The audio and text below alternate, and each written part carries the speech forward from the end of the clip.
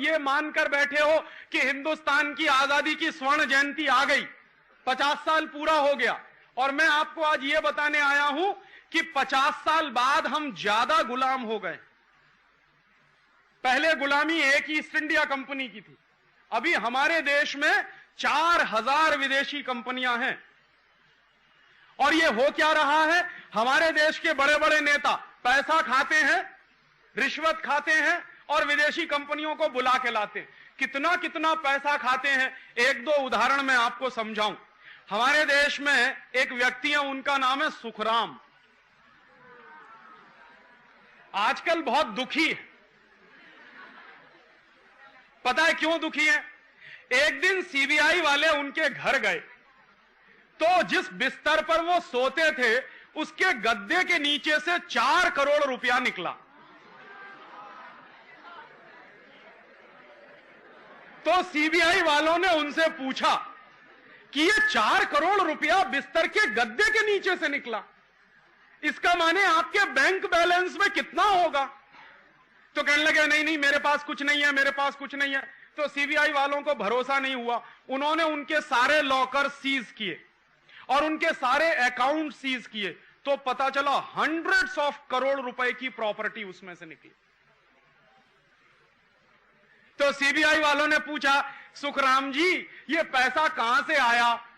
तो कहने लगे भगवान ने दिया है।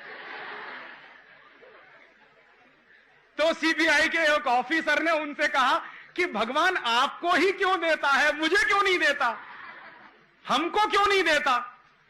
बाद में सीबीआई ने जब तपास की सुखराम के बारे में, तो पता है जानकारी क्या मिली? जानकारी मिली कि जब ये व्यक्ति हिंदुस्तान के मंत्री थे, सैटेलाइट टेलीकम्युनिकेशन के मिनिस्टर थे, तब इन्होंने क्या किया, हिंदुस्तान की एक सबसे बड़ी कंपनी है आईटीआई, स्वदेशी है हमारे देश की, टेलीफोन बनाती है। तो जो आईटीआई कंपनी टेलीफोन बनाती है, तो उसका जो टेलीफोन का एपरेटस है ना,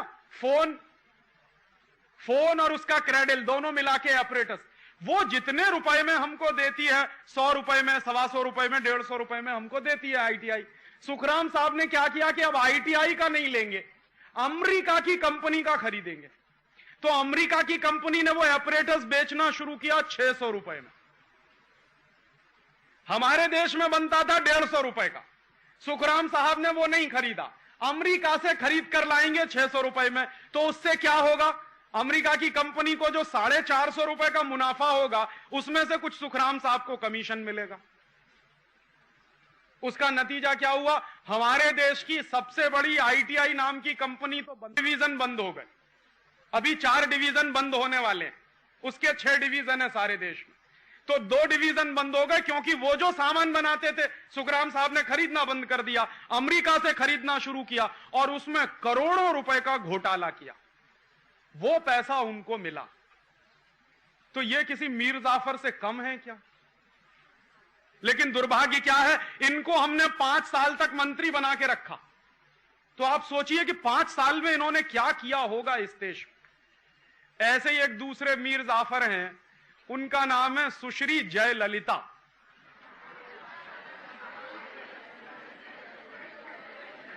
वो क्या थी, वो तमिलनाडु की मुख्यमंत्री थी। तो जब वो तमिलनाडु की मुख्यमंत्री थी ना, तो उसकी तनख्वाह मालूम है कितनी थी? पे उसकी ₹1.25 पर मंथ, ₹1.25 पर मंथ, ये उसकी सैलरी। और इतनी सैलरी पाने वाले बहन के घर में जब सीबीआई वाले पहुंचे तो क्या मिला पता? 40 किलोग्राम सोना, 800 किलोग्राम चांदी, 10,500 साड़ियां,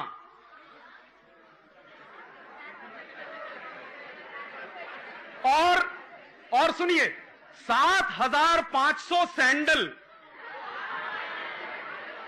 और सुनिए 44 एयर कंडीशनर, और सुनिए 19 लिम्यूजिन कार्स, और एक लिम्यूजिन कार की कीमत है 5.5 लाख रुपए इस समय। तो 19 कार्स और आखिर में 65 करोड़ रुपीस कैश। अब आप सुनिए कि उसको तो ₹1.25 पे मिलती थी पर मंथ। इतना पैसा कहां से आया?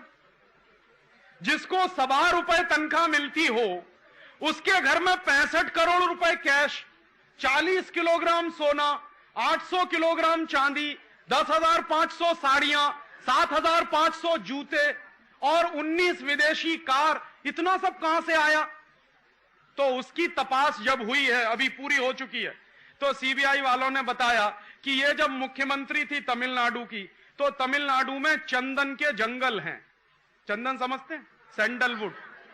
तो हजारों हेक्टेयर के चंदन के जंगल इसने विदेशी कंपनियों को मुफ्त में बेच दिए। तो विदेशी कंपनियों ने क्या किया? उसके बदले में रिश्वत खिलाई। और अब वो रिश्वत खा के अब उनके ऊपर कोर्ट में केस चल रहा है। पता नहीं कब तक चलेगा, ये नहीं मालूम। कब उनको फांसी मिलेगी, ये भी नहीं मालूम। लेकिन इस देश में चल रहा है। मीर जाफर नंबर 2 देखिए क्या है। एक मीर जाफर नंबर 3 है, उनका नाम है लालू प्रसाद यादव।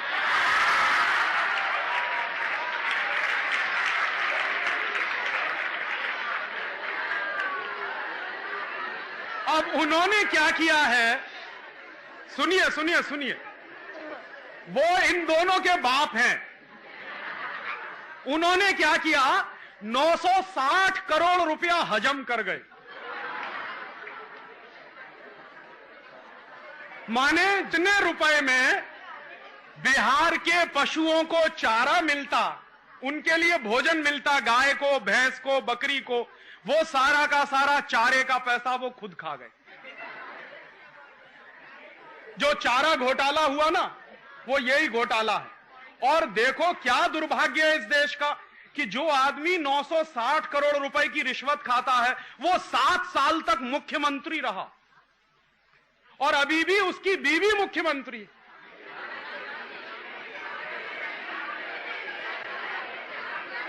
तो आप जरा अपने आप से पूछिए, ये मैं कह रहा हूं इसलिए नहीं, आप अपने आप से पूछिए कि इतने बड़े बड़े मीर जाफर अगर इस देश में हैं, तो क्या होगा इस देश का। सोचिए जरा। बेचारा जो मीर जाफर था वो तो करोड़ 2 करोड़ रुपए में बिका, ये तो 960 करोड़ खाते हैं। और रोज आप अखबार पढ़िए तो कोई भी दिन ऐसा बाकी नहीं जाता जिस दिन हजारों करोड़ का घोटाला ना होता। तो आप जरा सोचिए कि क्या इसी के लिए हमने आजादी पाई थी? माने एक मीर जाफर के कारण 250 साल गुलाम हो गए। अब आजादी के 50 साल के बाद ऐसे ही मीर जाफरों को हिंदुस्तान में फिर से। और तब दोस्तों हम सबको यह सोचना पड़ेगा कि कुछ गड़बड़ हो रही है इस देश में। क्या गड़बड़ हो रही है? ये सारे के सारे बड़े नेता विदेशी कंपनियों को बुला बुला के उनसे रिश्वत खा खा के हिंदुस्तान को बेच रहे हैं। और क्या हो गया है, ये एक बाजू में है, दूसरे बाजू में एक और दूसरी बड़ी दुर्घटना इस देश में चल रही है कि जिन विदेशी कंपनियों को ये नेता बुलाकर लाते हैं, उनका सामान कौन खरीदता? हम सब लोग खरीदते। माने हम भी छोटे छोटे मीर जाफर हैं। तो क्या होता है कि विदेशी कंपनी का सामान हम खरीद कर लाते हैं, दुकानदार को पैसा देते हैं, दुकानदार क्या करता है, उस पैसे को विदेशी कंपनी को पहुंचाता है। विदेशी कंपनी चूंकि दूसरे देश से आई है तो वो आपके देश का पैसा अपने देश में ले जाती है। सवेरे से लेकर शाम तक जितने सामान इस्तेमाल करते हैं, उनमें से अधिकांश सामान विदेशी कंपनी के। सवेरे ही सवेरे सो के उठते हैं, चाय पीते हैं, लिप्टन टाइगर विदेशी कंपनी की, ब्रुक बॉन्ड विदेशी कंपनी की, टी सिटी विदेशी कंपनी की, लिप्टन विदेशी कंपनी की, गॉडफ्रे फिलिप्स विदेशी कंपनी की, ताजमहल विदेशी कंपनी की, और कितने नाम मैं गिनाऊं आपको जो विदेशी कंपनियों की चाय से भरे पड़े। माने हमारा दिन शुरू होता है विदेशी कंपनी की चाय पीकर। चाय पीने के बाद दांत साफ करते हैं तो Colgate, Closeup, Cibaca, Forhans, Gleem, Globe, ढेर सारे टूथपेस्ट और ढेर सारा टूथब्रश। उसके बाद मेरे जैसे लोग दाढ़ी बनाते हैं तो कहते हैं पामोलिव दा जवाब नहीं।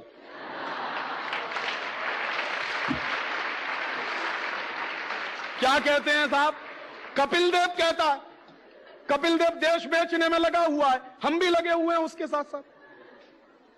तो घर घर में विदेशी कंपनी की शेविंग क्रीम, उनके साथ साथ ब्लेड, विल्किंसन सॉर्ड का, विल्टेक का, 7 o'clock का, after shave lotion, Old Spice का और पता नहीं क्या क्या सब। उसके बाद नहाने जाते हैं तो साबुन, Lux, Liril, Rexona, Pears, Camay, Palmolive, Pond's, Johnson and Johnson. क्यों खरीदते हैं ये? माधुरी दीक्षित कहती है।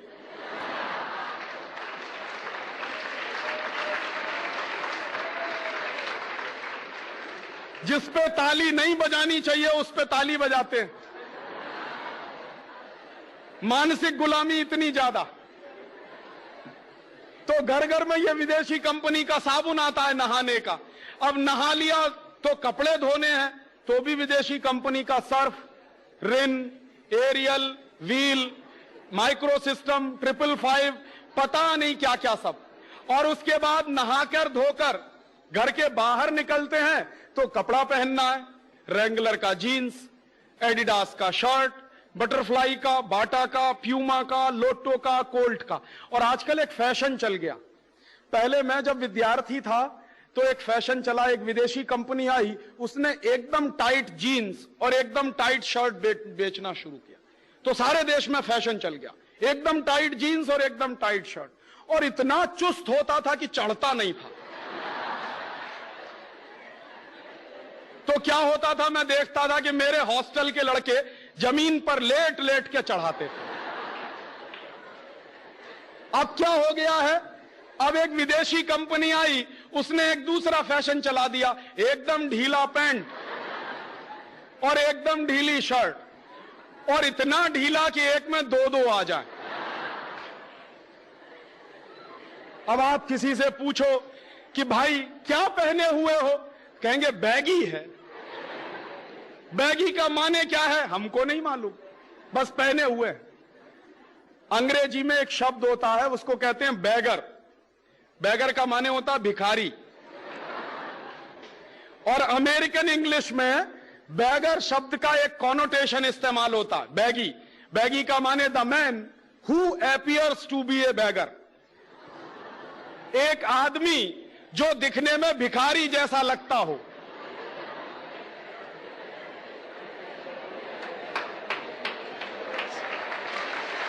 अब आप जरा ये सोचिए कि बैगी पहनकर आप स्मार्ट दिख रहे हैं या भिखारी जैसे दिख रहे हैं। और एक मिनट भी सोचने की फुर्सत नहीं है कि हम क्या पहने हुए। जब मैं किसी नौजवान को बैगी पहने हुए देखता हूं तो पूछता हूं कि भाई काहे को ये लटकाए घूमते हो? तो कहता राजीव भाई शाहरुख खान पहनता है। तो मैं कहता हूं शाहरुख खान किसी दिन कुएं में गिरेगा तो हम भी गिरेंगे। माने इतनी 2 मिनट की अकल नहीं है हम। तो बैगी पहनते हैं, उसके बाद स्कूल कॉलेज जाते हैं। काम करने के लिए पेन पेंसिल भी विदेशी कंपनी की। और स्कूल कॉलेज जब निकलते हैं ना, उसके पहले बहुत लोग ये कहते हैं अरे यार अभी चार्ली का सेंट तो लगाया ही नहीं। फिर कोई कहता है यार अभी फेयर एंड लवली तो लगाई ही नहीं। काहे को चाहिए फेयर एंड लवली? क्योंकि गोरेपन की क्रीम है। और मैं कहता हूं अगर फेयर एंड लवली लगा के सब गोरे हो जाते तो दक्षिण भारत में तो कोई काला नहीं होना चाहिए।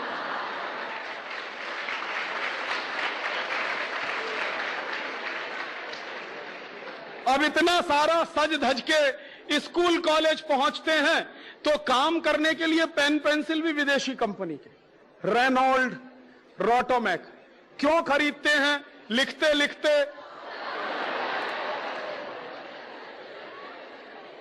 आप जरा मुझे बताइए कि अगर लिखते ही लिखते सब हो जाए तो क्या होने वाला है स्कूल कॉलेजों का। और स्कूल कॉलेज से पढ़ाई पूरी करके घर वापस जाते हैं, चाय नाश्ता करते हैं, वो भी विदेशी कंपनी का, बिस्कुट विदेशी कंपनी का, ब्रिटानिया, नेस्ले, कैडबरीज, मारी का। कॉफी पिएंगे वो भी विदेशी कंपनी की। कुछ लोग चाय कॉफी नहीं पीते, ताकत की चीज पीते हैं, Boost, Horlicks, Protinex, Bournvita, Complan, Maltova. क्यों पीते हैं पता है? टेलीविजन पे एक विज्ञापन आता है, हाय मैं कॉम्प्लॉन बॉय, हाय मैं कॉम्प्लॉन गर्ल। जानते हैं इसका मतलब क्या है? मैं कॉम्प्लॉन का बेटा हूं, मैं कॉम्प्लॉन की बेटी हूं। और कॉम्प्लॉन क्या है? टिन का डिब्बा।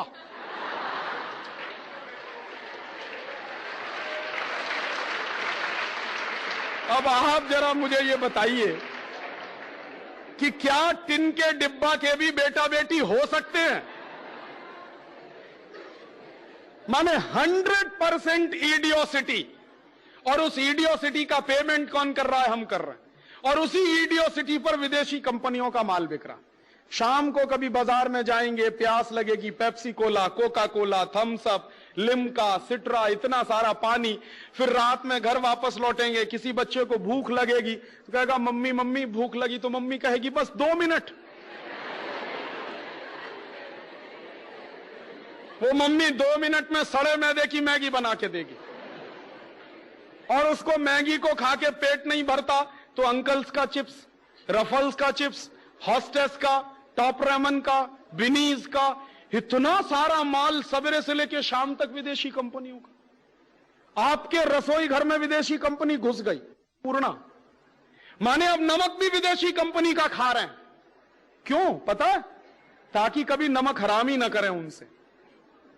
नमक उनका खा रहे हैं, आटा उनका खा रहे हैं पूर्णा।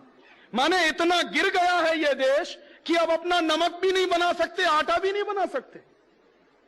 और इतना सामान जो विदेशी कंपनियों का हम खरीद रहे हैं, आपको मालूम नहीं दोस्तों क्या हो रहा है। आप जब सवेरे ही सवेरे चाय कॉफी पी लेते हैं ना, हिंदुस्तान का कबाड़ा हो जाता है। हम जब सब लोग चाय कॉफी पीते हैं तो हिंदुस्तान की खून पसीने की कमाई का 5,600 करोड़ रुपए विदेश चला जाता है। ये जो चाय कॉफी बेचने वाली कंपनियां हैं, ये मुनाफा कितना कमाती? कोई भी विदेशी कंपनी इस देश में चाय पैदा नहीं करती। चाय पैदा हमारे देश के खेड़ूत करते, यहां के किसान चाय पैदा करते हैं। विदेशी कंपनी उनसे चाय खरीदती है। चाय खरीदने के बाद क्या करते हैं? जो बेस्ट क्वालिटी की चाय होती है, ग्रीन लीफ टी जिसको कहते हैं, 1-1 इंच लंबी पत्ती वाली जो चाय होती है, उसको ये विदेशी कंपनी डिब्बे में पैक करके एक्सपोर्ट कर देती है। और उसको डिब्बे में पैक करने के बाद जो चाय का चूरा बचता है, टी डस्ट, उसको फेंक देना चाहिए, उसको दूसरे डिब्बे में पैक करके आपको बेच देती है। माने आप चाय नहीं पीते, चाय की धूल पीते। बेस्ट क्वालिटी प्रोडक्ट आपको नहीं मिलता, सबसे रद्दी क्वालिटी आपको मिलती है। और ये टी डस्ट का खतरा जानते हैं क्या? ये कैंसरस होता। आपने कभी कभी सुना होगा, कहीं कहीं लिखा रहता है कि सिगरेट मत पीजिए। क्यों? क्योंकि सिगरेट पीना हानिकारक है। क्यों हानिकारक है? क्योंकि सिगरेट पीने से कैंसर हो जाता है। कैंसर क्यों होता है? क्योंकि सिगरेट में एक जहर होता है जिसको निकोटिन कहते हैं। निकोटिन नाम का जहर धुएं के साथ जब शरीर में अंदर जाता है तो कैंसर कर देता है। जो निकोटिन नाम का जहर सिगरेट में है, वही चाय की धूल में भी है और कॉफी में भी। और कितना जहर हम पी रहे हैं? 3 प्याला चाय जब हम पी लेते हैं तो 1 सिगरेट के बराबर जहर पी लेते हैं। और 1 प्याला कॉफी जब पी लेते हैं तो 1 सिगरेट के बराबर जहर हो जाता है। और ये चाय कॉफी पीने वालों की हालत क्या हो जाती है? जो रोज चाय कॉफी पीते हैं, अगर उनको एक दिन चाय न मिले तो सिर में दर्द होने लगता है, शरीर में दर्द होने लगता है, काम करने का मूड नहीं होता, लेथार्जिक हो जाता है पूरा शरीर। जानते हैं क्यों? आपने देखा है, अफीम पीने वाले आदमी को, चरस पीने वाले आदमी को अगर अफीम ना मिले, चरस ना मिले, तो वो दिन भर कुछ नहीं कर सकता। वही हालत चाय कॉफी की हो गई है। और यह चाय कॉफी मेडिकल साइंस की जानकारी के अनुसार हमारे देश के लिए जहर है। क्यों? क्योंकि हमारा देश गर्म देश है और गर्म देश के लोगों में ब्लड प्रेशर वैसे ही हाई रहता है। चाय और कॉफी दोनों ब्लड प्रेशर को और हाई करती है।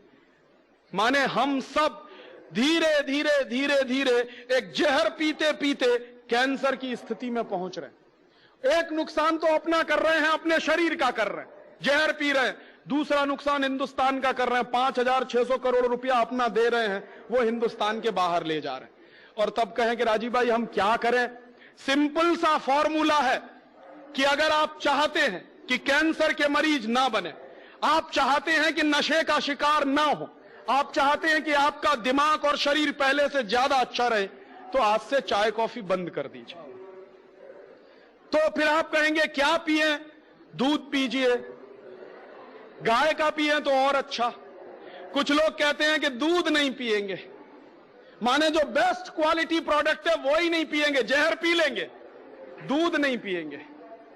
दूध नहीं पी सकते हैं तो दही की छाछ पी लीजिए, दही की छाछ नहीं पी सकते तो नींबू का शरबत पीजिए, नींबू का शरबत नहीं पी सकते तो नारियल पानी पीजिए, नारियल पानी नहीं पी सकते तो संतरे का रस पीजिए, मौसम्मी का रस पीजिए, शिरडी का रस पीजिए, गन्ने का रस पीजिए। इतनी सारी चीजें पीने पिलाने के लिए हैं, और जिनके घर में कुछ नहीं है वो सादा गर्म पानी करके पी ले, बेस्ट क्वालिटी प्रोडक्ट। गर्म पानी पिएंगे तो 2 बीमारियों से बचेंगे, कभी पत्थर नहीं होगा, स्टोन नहीं होगा कभी। आजकल गॉल स्टोन और किडनी स्टोन की इतनी प्रॉब्लम बढ़ गई है, गर्म पानी पीने वालों को यह प्रॉब्लम सबसे कम रहती है। तो गर्म पानी पीने में कोई खर्चा नहीं है, आपका शरीर दुरुस्त रहेगा, मेहमान को भी वही पिलाइए, और हिंदुस्तान का 5,600 करोड़ रुपए बचेगा। और तब एक बार एक विद्यार्थी ने मुझसे सवाल किया, हो सकता है आपके मन में भी सवाल आए कि राजीव भाई जितनी चाय कॉफी पैदा हो रही है वो किसान क्या करेंगे फिर? तो मैं उसके लिए ये सुझाव देता हूं कि जितनी चाय कॉफी पैदा हो रही है उसको 100% एक्सपोर्ट करेंगे। क्यों? दुनिया में जो ठंडे देश हैं, अमेरिका, जर्मनी, फ्रांस, कनाडा, इन ठंडे देशों में चाय कॉफी की बहुत जरूरत है।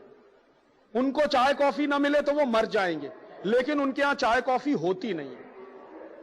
तो हम सारी की सारी अगर उनको बेच दें तो क्या नतीजा निकलेगा? 10,000 करोड़ रुपए की आमदनी होगी, 5,600 करोड़ हमारा बचेगा, 10,000 करोड़ की इनकम होगी, 15,500 करोड़ नेट बचेगा हिंदुस्तान का। और ये कहा जाता है आज की अर्थव्यवस्था में कि पैसा बचाना पैसा कमाने से ज्यादा महत्वपूर्ण है। तो अगर ये 15,500 करोड़ बचेगा हमारा, और 1 करोड़ रुपए में हम एक कारखाना लगाएं, और एक कारखाने में 100 आदमी को काम मिले, तो 1.5 लाख लोगों को हम काम दे सकते हैं।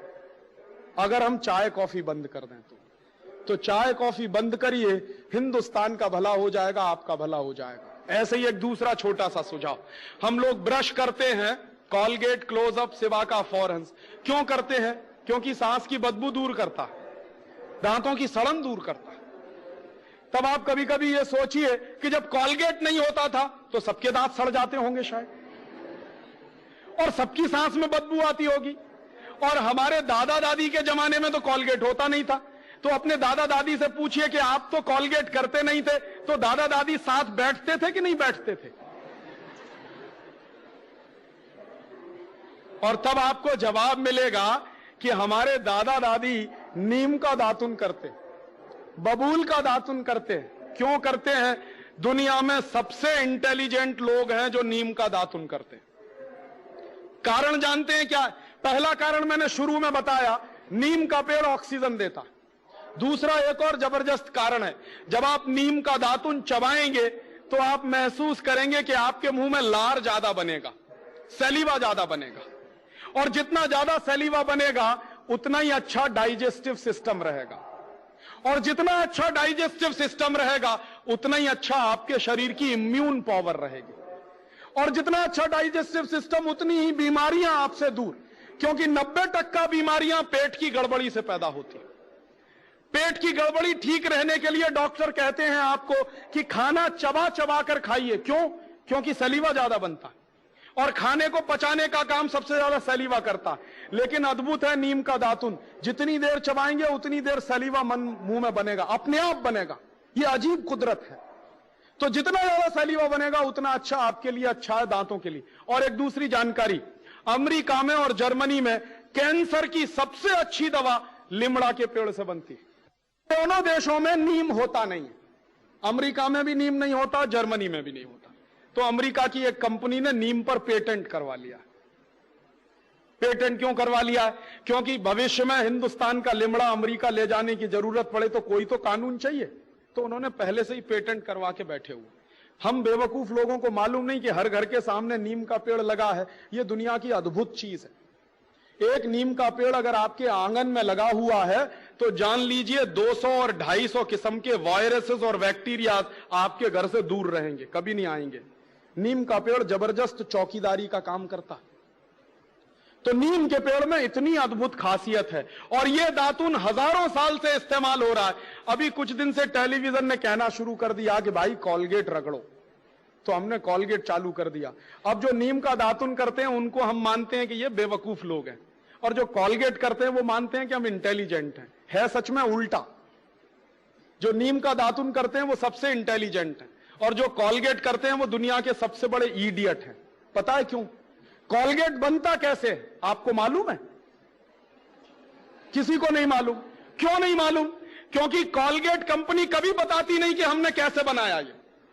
उनके डिब्बे पे कभी नहीं लिखते, और कॉलगेट के डिब्बे पे ISI मार्क भी नहीं है, एग मार्क भी नहीं है। क्यों? सबसे रद्दी क्वालिटी है, इसलिए ISI मार्क उसको मिल नहीं सकता। तो जिस पे ISI मार्क भी नहीं है, एग मार्क भी नहीं है, उसी को क्यों खरीद के ले आते हैं? कॉलगेट का टूथपेस्ट दुनिया का सबसे घटिया टूथपेस्ट है। क्यों? क्योंकि जानवरों के हड्डियों के चूरे से बनता। अब मैं किसी से यह कहूं कि जानवरों की हड्डियों का चूरा रोज सवेरे उठकर अपने मुंह से रगड़िए, तो आप कहेंगे क्या फालतू की बात कर रहे हैं। और मैं कहूं कि कॉलगेट करिए, तो रोज हम करते हैं। और जानवरों के हड्डियों के चूरे के साथ साथ उसमें एक दूसरी खतरनाक चीज और है, फ्लोराइड। फ्लोराइड नाम उस जहर का है जो शरीर में फ्लोरोसिस नाम की बीमारी करता है। और हिंदुस्तान में पानी में पहले से ही ज्यादा फ्लोराइड है, इसलिए हिंदुस्तान में तो ये सारे पेस्ट बंद कर देने चाहिए। और तीसरी एक और खतरनाक चीज होती है उसमें, हम लोग ये महसूस करते हैं कि पेस्ट वो अच्छा जिसमें ज्यादा से ज्यादा झाग बने, फोम बने। ये झाग पता है किससे बनता है? सबसे ज्यादा झाग बनता है रिन और सर्फ में। क्यों बनता है? क्योंकि उसमें एक पदार्थ मिलाया जाता है जिसको तकनीकी भाषा में हम कहते हैं सिंथेटिक डिटर्जेंट। सिंथेटिक डिटर्जेंट कपड़ा धोने के साबुन में मिलाते हैं, उसी को कॉलगेट में भी मिलाते हैं झाग पैदा करने के लिए। तो मैं आपसे कहूं कि कपड़ा धोने के साबुन से दांत साफ करिए, क्योंकि उसमें सबसे ज्यादा झाग पैदा होता है। और हमारे देश में तो कुछ लोग ऐसे हैं जो आधा आधा घंटे रगड़ते रहते हैं क्योंकि झाग निकालना है उनको। दुनिया का सबसे रद्दी पेस्ट आप इस्तेमाल कर रहे हैं। और एक आखिरी जानकारी इसी के बारे में, मैं जब यूरोप में घूमता था तो मुझे एक बात पता चली कि यूरोप के लोगों के दांत सबसे ज्यादा खराब है।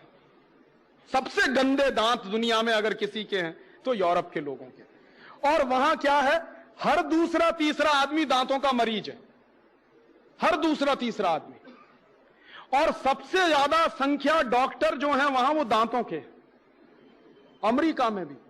तो मैं एक बार, एक डॉक्टर थे, डॉक्टर जुकरसन, मैंने उनसे पूछा कि आपके देश में दांतों के मरीज क्यों हैं इतने, और आपके देश में दांतों के डॉक्टर क्यों हैं इतने? तो कहने लगे कि हम दांतों के मरीज इसलिए हैं क्योंकि पेस्ट रगड़ते हैं। तो मैंने कहा बेस्ट क्वालिटी क्या है? कि वो तो हमारे देश में होती नहीं, तुम्हारे देश में होती है, नीम का दातुन। तो मैंने कहा आप क्या करते हैं? कि जब से मुझे पता चला नीम का दातुन बेस्ट क्वालिटी है, मैं हिंदुस्तान से मंगवाता हूं।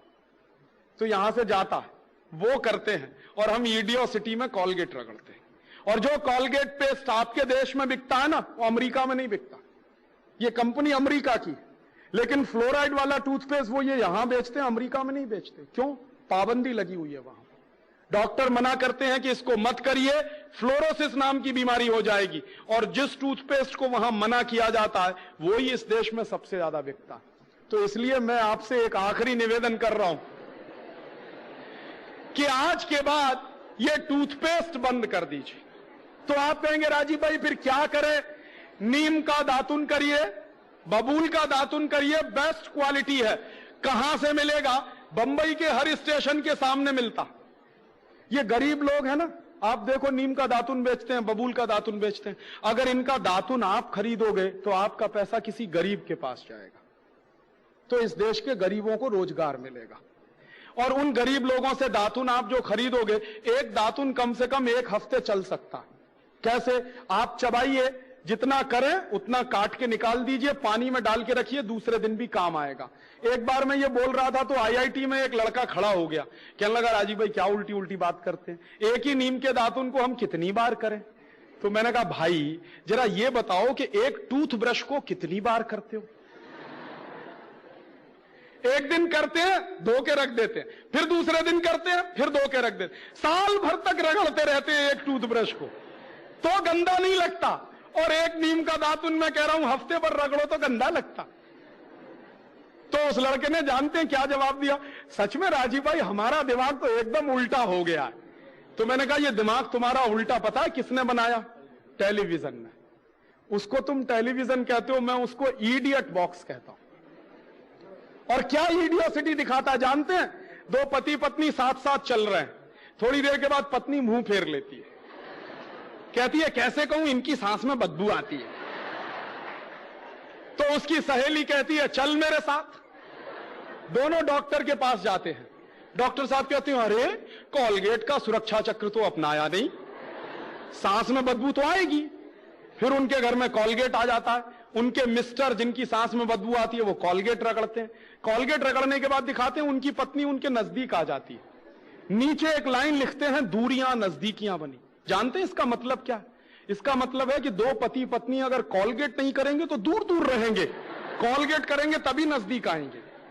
अब आप मुझे बताइए कि इससे बड़ी इडियोसिटी कोई दूसरी हो सकती है? भारतीय संस्कृति में पति पत्नी का रिश्ता परस्पर प्रेम, परस्पर विश्वास, परस्पर सद्भाव पर टिका होता है। टेलीविजन सिखा रहा है कि नहीं, कॉलगेट पेस्ट पर टिका हुआ है। और इसलिए इस 100% इडियोसिटी से बाहर आ जाइए। फायदा जानते हैं क्या होगा? अगर आप लिमड़ा का दातुन खरीदें, हम सब 1 साल में कितना पेस्ट खरीदते हैं मालूम है? सारे देश में 200-250 करोड़ रुपए का पेस्ट खरीदा जाता साल भर में। अगर ये 200-250 करोड़ का लिमड़ा का दातुन खरीदना शुरू कर दें तो इस देश के कितने गरीबों को काम मिल जाएगा। और तब आप कहेंगे राजीव भाई अगर हम सब लिमड़ा का दातुन करना शुरू करें तो नीम का झाड़ तो खत्म हो जाएगा। तब मैं आपको एक दूसरा फॉर्मूला देके जा रहा हूं कि आपका जब जन्मदिन होता है ना तो क्या करते हैं? केक लेके आते हैं, मोमबत्ती जलाते हैं, फिर फू फू फू फूक मार के सब बुझाते हैं। हमारी भारतीय संस्कृति में दीपक कब बुझाया जाता है? जब किसी की मौत हो जाती है। हम क्या करते हैं? जन्मदिन पे ही दीपक बुझा रहे हैं, माने मरने की तैयारी कर रहे हैं।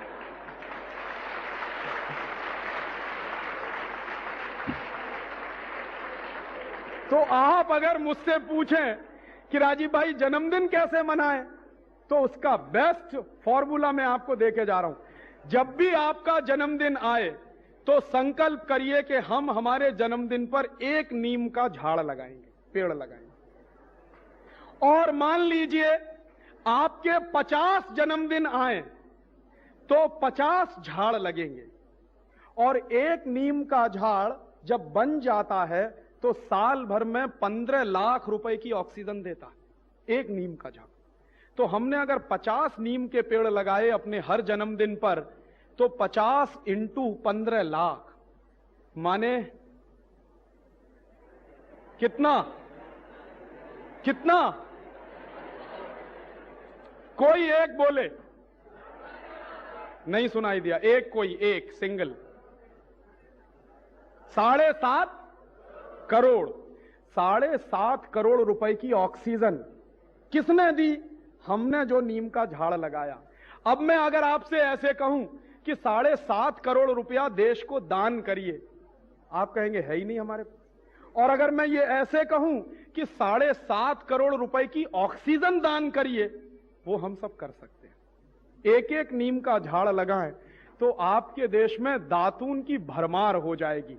और दातून की भरमार के साथ साथ ऑक्सीजन इतनी इफरात में हो जाएगी कि पर्यावरण का प्रदूषण एक झटके से खत्म हो जाएगा। तो ये बेस्ट फॉर्मूला है। दातून करें, दातून के लिए 1 नीम का झाड़ लगाएं और अपने हर जन्मदिन पर लगाएं। हिंदुस्तान की ये जो पर्यावरण की समस्या है इसका भी समाधान हो जाएगा और ये जो 200-250 करोड़ रुपए बर्बाद हो जाते हैं टूथपेस्ट खरीदने में, वो बच जाएंगे। और ऐसे ही एक आखिरी सुझाव और, एक परदेशी कंपनी आई है, वो पानी बेचती है, Pepsi cola, Coca cola, Thums Up, Limca, Citra, और ये जितना पानी है ना, सबकी बोतल पर आपको मालूम है कि क्या क्या मिलाते हैं? कभी नहीं बताते। क्यों नहीं बताते?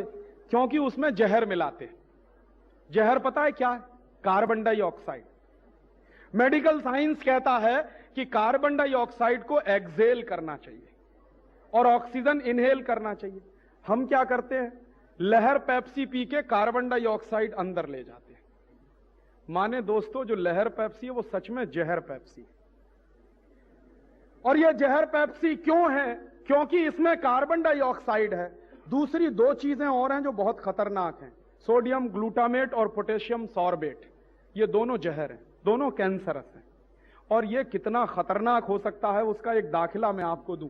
1 साल पहले मैं आया था, ग्रांट रोड के एक कॉलेज में मेरा व्याख्यान हुआ, तो वहां के प्रिंसिपल साहब ने मुझे बताया कि राजीव भाई, हमने एक कॉम्पिटिशन किया था। मैंने कहा क्या कॉम्पिटिशन किया? पेप्सी कोला पीने का कॉम्पिटिशन किया। मैंने कहा परिणाम क्या निकला? तो कहने लगे हमारे 2 स्टूडेंट थे, वो फाइनल राउंड में पहुंच गए। तो फाइनल राउंड में पहुंच गए तो मैंने कहा क्या उन्होंने शूरवीरता दिखाई कि 1 घंटे में एक लड़के ने 9 बोतल पिया और दूसरे ने 8 बोतल पिया। मैंने कहा फिर क्या हुआ उसके बाद? कि दोनों मर गए। मैंने कहा फिर आपने क्या किया?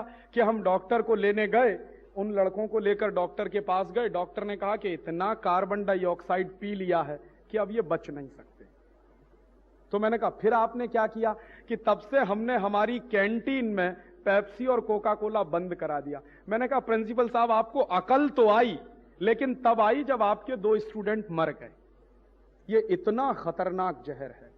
और एक बार मैंने एक्सपेरिमेंट किया पेप्सी कोला पे, मेरा एक दांत टूट गया, तो मैंने क्या किया? उसको पेप्सी कोला की बोतल में डाल दिया। 9 दिन के अंदर पूरा दांत डिसॉल्व हो गया। ये जो दांत होता है ना, ये इतनी कड़ी चीज है कि मिट्टी में दबा दीजिए 1 साल तक गलता नहीं है, ये ऐसे का ऐसे ही निकल आएगा। लेकिन वो दांत 9 दिन के अंदर पेप्सी कोला में गल गया। क्यों? क्योंकि जहर है उसमें।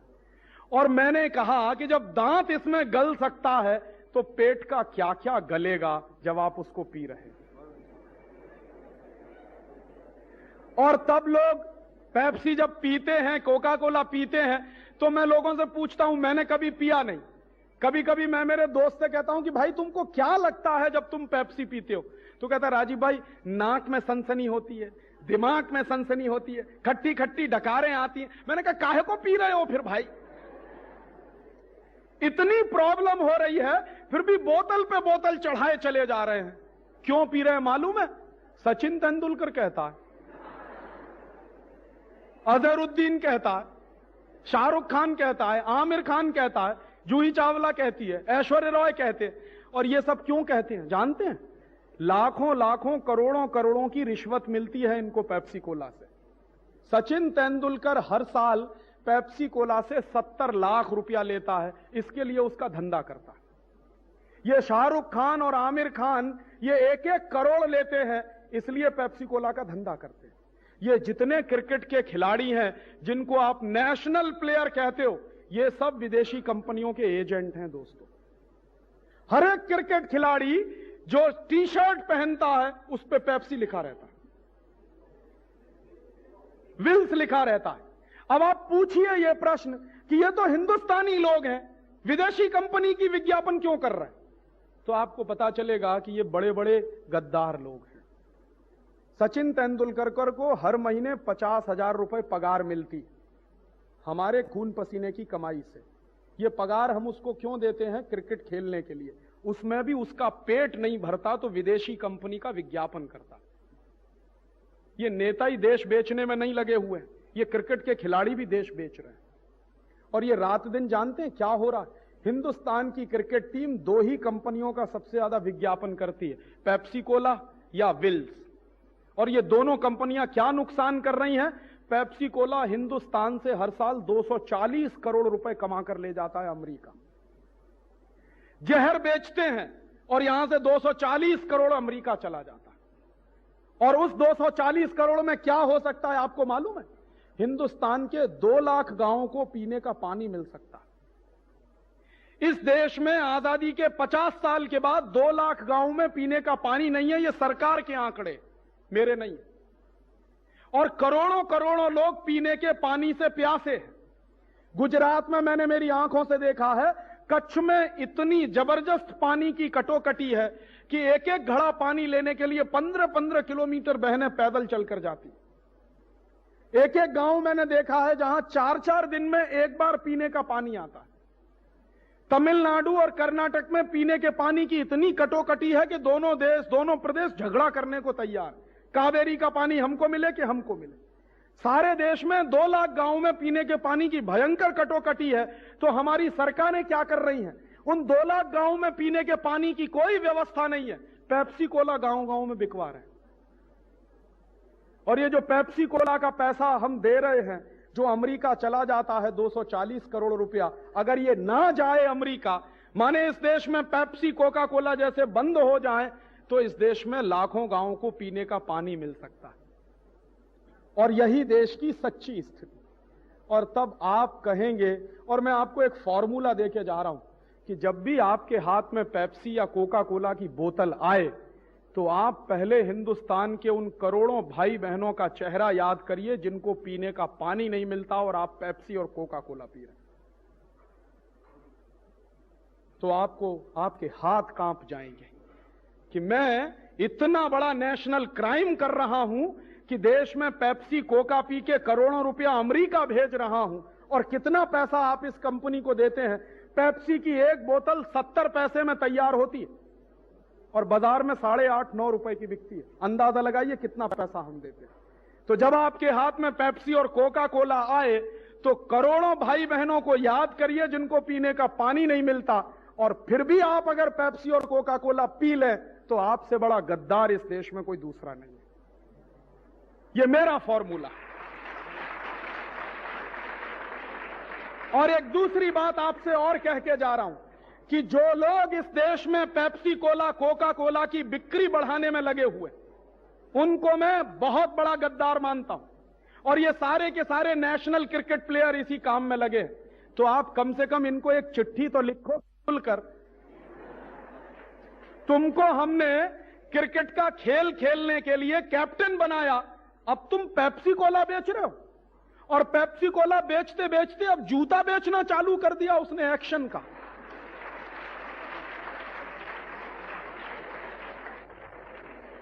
कितने शर्म की बात है कि आपके देश का नेशनल क्रिकेट कैप्टन जूता बेच रहा। और x cricket captain Kapil Dev ना जूते भी सांस लेते हैं।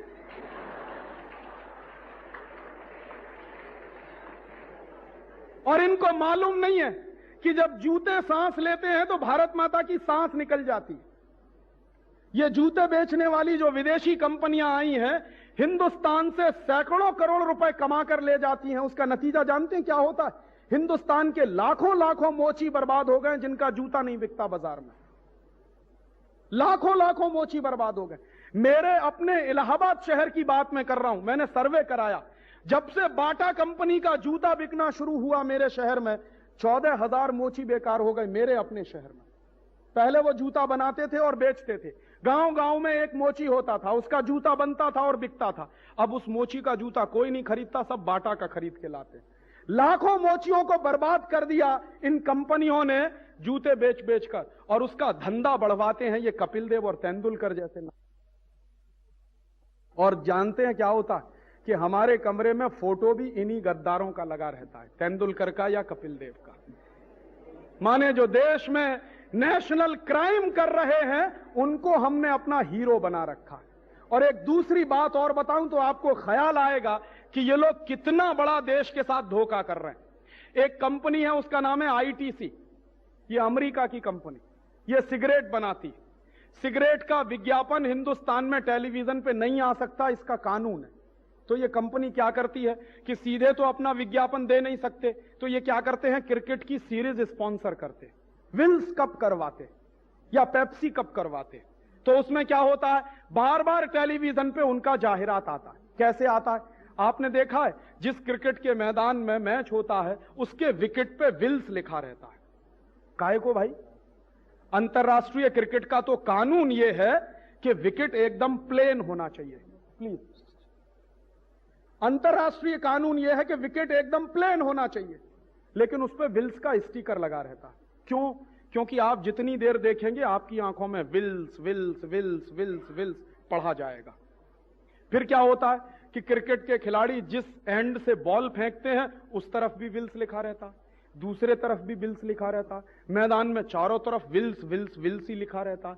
फिर उसके बाद क्या होता है, जो खिलाड़ी बल्ला लेके खेलने आता उस पे भी स्टिकर विल्स का लगा रहता। कम से कम आपने एक बार मैच देखा तो 100 बार विल्स का नाम आपको याद हो गया। यह धंधा वो कर नहीं सकते थे जब एडवर्टाइजमेंट देते, तो उन्होंने क्रिकेट की सीरीज स्पॉन्सर कर दी। उसका नतीजा क्या हुआ? सारे देश में विल्स की सिगरेट की बिक्री बढ़ गई। कितनी सिगरेट बनाती है यह कंपनी? एक साल में 90 अरब सिगरेट बनती है। और 90 अरब सिगरेट बनती है तो कबाड़ा क्या होता है देश का? इस कंपनी की जब 500 सिगरेट बनती है तो एक पेड़ उसमें कट जाता है, और एक पेड़ कटने का माने 15 लाख रुपए की ऑक्सीजन का नुकसान। और यह कंपनी जब 90 अरब सिगरेट बनाती है तो इस कंपनी के सिगरेट बनाने के कारखानों के लिए 1400 करोड़ पेड़ हर साल कटते। अब वो जो 1400 करोड़ पेड़ कट जाते हैं, हर एक पेड़ 10-15 लाख रुपए की ऑक्सीजन देता है, अरबों रुपए की ऑक्सीजन खत्म हो जाती है। और उसके बाद एक तमाशा और होता है कि जब 90 अरब सिगरेट जलती है तो उसमें से कार्बन डाइऑक्साइड निकलती है, कार्बन मोनोऑक्साइड निकलती है, सल्फर डाइऑक्साइड निकलती है। और कितनी निकलती है? 90 अरब सिगरेट को अगर जलाया जाए तो 46,000 मीट्रिक टन जहरीली गैसें उसमें से पैदा होती है। तो एक बाजू में ऑक्सीजन की बर्बादी, दूसरे बाजू में 46,000 मीट्रिक टन जहर पैदा हो रहा, और उस जहर को पी रहे हैं हम सब। जो सिगरेट पी रहा है वो भी मर रहा है, जो बाजू में बैठा है वो भी मर रहा है। इतना बड़ा तमाशा चल रहा है। और अमेरिका में यही जानकारी जब हो गई वहां की सरकार को, तो सिगरेट बनाने वाली कंपनियों पे अब पाबंदी हो गई। वहां टैक्स इतना बढ़ा दिया कि कोई सिगरेट बेचना मुश्किल हो गया। उन्हीं सिगरेट कंपनियों का जाहिरात क्लियर कर रहा है। इनको आप इंडियन कहते हो? ये नेशनल लोग हैं। ये तो जिस थाली में खाते हैं उसी में छेद कर रहे हैं। और दुर्भाग्य से इन्हीं का मैच देखने के लिए हम टिकट खरीद के जाते हैं। क्रिकेट के खेल ने इस देश का कितना नुकसान किया है शायद आपको अंदाजा नहीं है। एक दिन का जब वनडे मैच होता है सारे देश में काम ठप हो जाता, कर्मचारी काम नहीं करते, स्टूडेंट्स कॉलेज में नहीं आते, कोई काम नहीं होता। या तो टीवी पे बैठे रहते हैं या कमेंट्री सुनना चालू कर देते हैं, और वो कमेंट्री और टीवी के सामने जो नहीं बैठ पाते वो मैदान में चले जाते हैं। और हर दिन इस देश में 250 करोड़ रुपए का नेशनल लॉस होता है एक दिन के मैच में। हजारों करोड़ रुपए का दूसरा नुकसान है, 250 करोड़ का हमारा राष्ट्रीय नुकसान है एक दिन का, और हम 5-5 दिन के मैच देखते हैं। और वो मैच देखने से पता नहीं क्या मजा आता है। कई बार मैं लोगों से कहता हूं कि मैच देखने से अच्छा तुम खेल लेते तो शरीर में शायद शक्ति आ जाती। बैठे बैठे इडियट बने हुए देख रहे हैं, क्या कहते हैं, अरे साला आउट हो गया, अभी मैं जाता तो ऐसे मारता, तो बल्ला लेके पहुंच क्यों नहीं जाते वहां?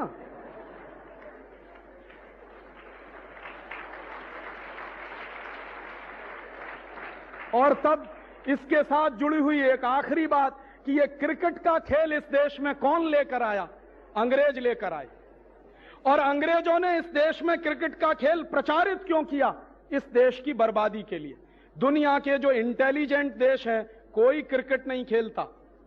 अमेरिका में क्रिकेट नहीं होता, जर्मनी में क्रिकेट नहीं होता, फ्रांस में क्रिकेट नहीं होता, जापान में क्रिकेट नहीं होता, चीन में क्रिकेट नहीं होता, साउथ कोरिया में क्रिकेट नहीं होता, मलेशिया इंडोनेशिया में क्रिकेट नहीं होता। और जितने देशों में क्रिकेट नहीं होता वो सब इस समय बहुत ऊंचे देश हैं अर्थव्यवस्था के हिसाब से।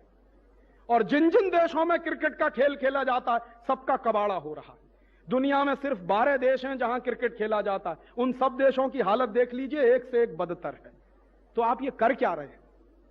काहे का मोह पाला है आपने ये क्रिकेट का? और तब मैं आपसे ये कह रहा हूं कि ये पेप्सी बिल सिर्फ इनका बहिष्कार मत कीजिए, इन क्रिकेट खिलाड़ियों का भी बहिष्कार करिए और इनको कम से कम एक चिट्ठी लिखिए कि हमने तो तुमको देश के खेलने के लिए बनाया था, तुम तो गद्दारी कर रहे हो इस देश से। और कभी कभी मैं आपको बताऊं कि ये क्रिकेट के खेल में हार जीत ऐसे ही नहीं होती, बाकायदा रिश्वत दी जाती है और ली जाती है, इसलिए हारते हैं और जीतते हैं। और यह किस्सा खुल गया, हमारे ही देश की क्रिकेट टीम के एक खिलाड़ी मनोज प्रभाकर ने यह सारी कहानी खोल दी। उसने कहा है कि मैं पैसा लेके खेलता था और इंडियन क्रिकेट टीम में बहुत सारे ऐसे खिलाड़ी हैं जो पैसा लेके खेलते हैं। और कैसे खेलते हैं? आपने सुना होगा कि करप्शन नेता करते हैं, नेताओं से बड़ा करप्शन ये करते हैं। क्या करप्शन है मालूम है?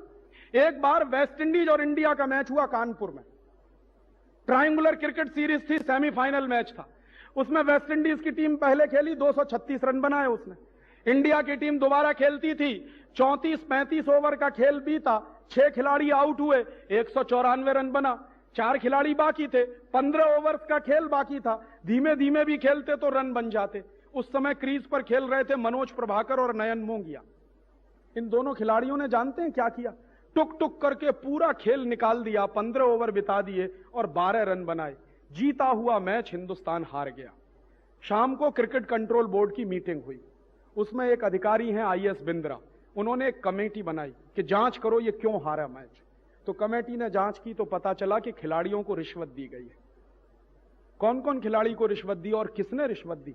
आपको जानकारी दूं कि ये जितनी कंपनियां स्पॉन्सर करती हैं मैच को, ये सट्टा बाजार में करोड़ों करोड़ों रुपए लगाती हैं। क्रिकेट दोस्तों अब खेल नहीं है, जुआ हो गया है। और उस जुए में करोड़ों करोड़ों रुपए का सट्टा लगता है बाजार में। तो करोड़ों रुपए का सट्टा लगाया पेप्सी कोला ने और इन कंपनियों ने। सट्टा किस बात पे लगा था? कि फाइनल में वेस्ट इंडीज की टीम पहुंचेगी और अगर उस मैच में हिंदुस्तान जीत जाता तो उनका करोड़ों रुपया डूब जाता। इसके लिए उन्होंने दोनों खिलाड़ी को रिश्वत खिलाई और उन्होंने जानबूझकर मैच हार दिया। उसके बाद इन दोनों को बाहर कर दिया गया। बाद में नयन मोंगिया तो अभी भी खेलता, मनोज प्रभाकर बाहर है। बाहर आने के बाद उसने ये सारा किस्सा खोल दिया कि ये ऐसे होता है। और अब जब किस्सा खोला है तो चंद्रचूड़ साहब की अध्यक्षता में कमेटी बनी है, उसकी रिपोर्ट अभी आएगी, आपकी आंखें फट जाएंगी कि हो क्या रहा है इस देश में। हम जिसको मनोरंजन का खेल कह रहे हैं वो इस देश का कितने सैकड़ों करोड़ रुपए की बर्बादी कर रहा है। इसलिए मेरा आपसे एक निवेदन और है कि इस क्रिकेट का बहिष्कार करिए, क्रिकेट के खिलाड़ियों का बहिष्कार करिए और उसके साथ साथ इन ये विदेशी कंपनियों का भी बहिष्कार करिए। और तब एक आखिरी बात और कि ये विदेशी कंपनियों का बहिष्कार कब होगा? ये विदेशी कंपनियों का बहिष्कार तभी हो सकता है जब आप अपने अपने घर का टेलीविजन बंद कर दें। क्यों? क्योंकि विदेशी कंपनियों की जितनी जाहिरात है वो टेलीविजन के माध्यम से, और रात दिन हमको ये जाहिरात सुना सुना के वो सामान खरीदवाते हैं। हम टेलीविजन क्यों देखते हैं? कई बार मैं लोगों से ये प्रश्न करता हूं कि टेलीविजन क्यों देख रहे हैं, काहे को एंटीना लगाया है, काहे को डिश एंटीना लगाया है, और जिनके घर में डिश एंटीना नहीं उन्होंने केबल कनेक्शन ले लिया है। सब एक ही जवाब देते हैं, राजीव भाई मनोरंजन करना। तो मैं कहता हूं ठीक है भाई मनोरंजन करिए। तो मनोरंजन करते हैं तो क्या देखते हैं? घर के छोटे छोटे बच्चे, उनके साथ उनके मम्मी पापा, उनके साथ उनके दादा दादी, तीनों पीढ़ियां एक साथ बैठकर टेलीविजन पे चित्रहार देखती। चित्रहार में गाना कौन सा आता है? चोली के पीछे क्या है। हंसिए मत, इसको गंभीरता से सुनिए। चीज बड़ी है मस्त मस्त। और कभी कभी मैं आपसे पूछूं, अगर दिल पे हाथ रख के बताइए कि चोली के पीछे क्या है, ये गाना आपका मनोरंजन करता? या चीज बड़ी है मस्त मस्त, ये गाना आपका मनोरंजन करता? और अगर ये गाना आपका मनोरंजन करता है तो कितने लोगों में इतनी हिम्मत है जो अपनी मां से पूछ सकें, बोल तेरी चोली के पीछे क्या है? और कितने लोगों में ऐसी हिम्मत है जो अपनी बड़ी बहन के सामने ये कह सके कि तू चीज बड़ी है मस्त मस्त? और दोस्तों, ये गाने आपका मनोरंजन नहीं कर रहे हैं, ये गाने आपका चरित्र खलास कर रहे हैं। वो चित्रहार नहीं है, वो चरित्रहार है। और जिसको मनोरंजन के नाम पर आपने अपने घर में बुला लिया है, ये टेलीविजन आपका मनोरंजन नहीं कर रहा है, आपके मन में एक अजीब तरह की वल्गैरिटी और ऑब्सिनिटी को जन्म दे रहा है। और दुनिया में दो बहुत खतरनाक होती हैं। एक बीमारी होती है जिसको सेक्स की वल्गैरिटी मैं कहता हूं। रात दिन ये टेलीविजन आपको जो कुछ दिखाता है वो सेक्स की वल्गैरिटी है, और ये सेक्स की वल्गैरिटी देखते देखते देखते देखते एक दिन हिंदुस्तान के नौजवान नवयुवतियां भी वही करने लगते हैं जो उस पर दिखाते हैं। क्या हो रहा है हमको, कहां जा रहे हैं हम?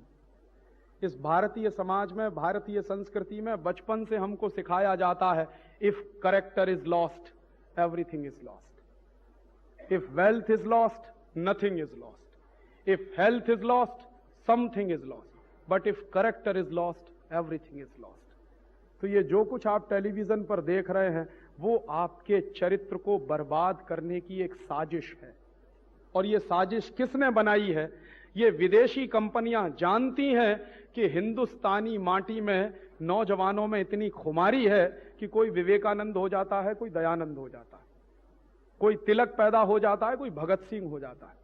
तो अगर तिलक पैदा हो गया, भगत सिंह हो गया, विवेकानंद आ गया, दयानंद आ गया, तो इन विदेशी कंपनियों को मार मार के भगा देगा। तो उनको डर लगता है। तो इसके लिए वो टेलीविजन लेकर आए हैं अपने साथ में कि हिंदुस्तान के नौजवानों को एक मीठी नींद की गोली दे के सुला दो, इनमें से कोई विवेकानंद ना बनने पाए। और आपके सामने आदर्श क्या रखा जाता है? आपके सामने विवेकानंद का आदर्श नहीं रखा जाता, नालायक संजय दत्त और शाहरुख खान जैसे लोगों के आदर्श रखे जाते हैं। और यह कितनी खतरनाक व्यवस्था है। कई बार मैं लोगों से पूछता हूं, छोटे छोटे बच्चे 3-3 साल की उम्र से, 4-4 साल की उम्र से, 5-5 साल की उम्र से यही सब देख रहे हैं।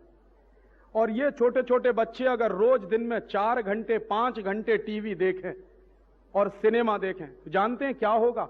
20 साल की उम्र तक पहुंचते पहुंचते हर बच्चे को कम से कम 30,000 बार मर्डर के सीन दिखाए जाएंगे। हर फिल्म में मर्डर, हर एपिसोड में मर्डर, हर एपिसोड, हर फिल्म में वॉयलेंस, हर एपिसोड में वॉयलेंस, हर एपिसोड में मारामारी। काहे को इतनी मारामारी दिखाते? क्यों इतनी वॉयलेंस हमको दिखाई जाती? पता है क्यों? हिंदुस्तान में सबसे ज्यादा वॉयलेंस से नफरत की जाती। यह देश अहिंसा वाला है, इसलिए भारतीय संस्कृति को बर्बाद करना है तो अहिंसा की जगह हिंसा को लाना पड़ेगा। तो वो हिंसा हर आदमी कैसे करेगा? हर आदमी तभी हिंसा करेगा जब बार बार हिंसा देखेगा।